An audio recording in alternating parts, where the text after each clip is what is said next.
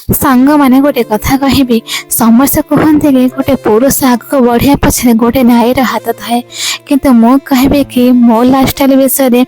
मो आग बढ़िया पछे केवल मो स्वामी ही हाथ अच्छी।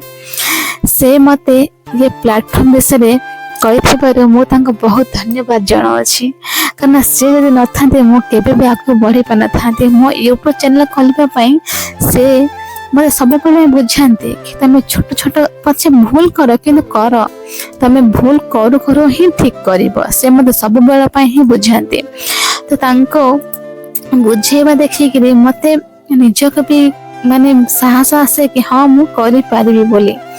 तो फाइनाली आपण पाखे भी मो निजर परिचय मुझे पारुछि